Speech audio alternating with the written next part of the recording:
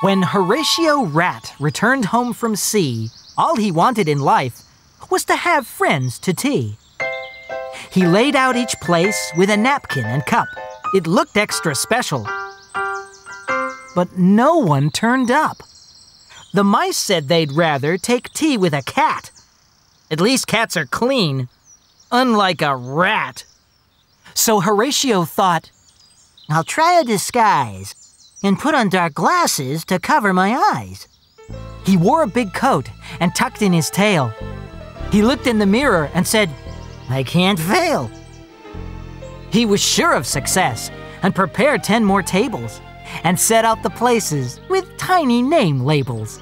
To complete his disguise, he put on a big hat. Now no one could say that he looked like a rat. But when they all saw him, the mice screamed in fear. It's a big scary monster! Don't let him come near! Poor Horatio slumped on a bench in the park. Storm clouds blew over and turned the sky dark. The first raindrops fell to the ground and went splat. Horatio sighed as the rain soaked his hat. In a nest far above him were 4 baby crows, whose mother was fussing and warming their toes. She had to make sure that they stayed safe and dry, for none of her babies had yet learned to fly. The smallest young bird, whose name was our Joe, stuck his beak out in wonder and peered down below. He'd seen his mum flying, and he wanted to try. So he pulled himself clear and waved his wings at the sky. A gust of wind caught him and lifted him high. Our Joe is delighted.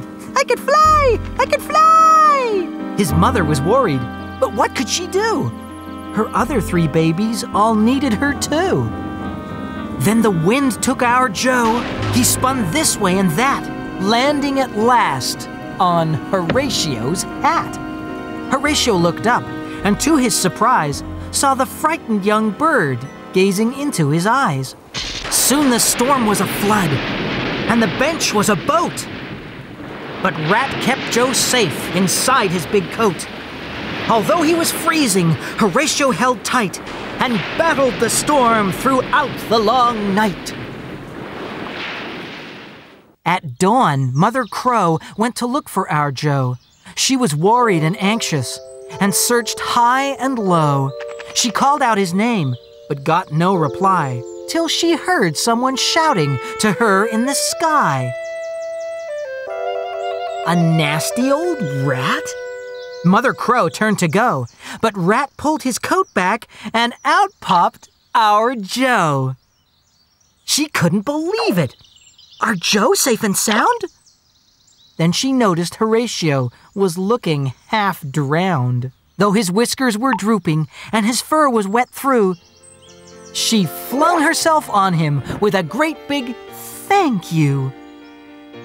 Mother Crow was so happy she sang out the tale of how Rat saved our Joe on the night of the gale. Now everyone wanted to come and have tea. Horatio was a hero, twice over, times 3. He passed round the cakes. They all wanted more. Horatio felt happier than ever before.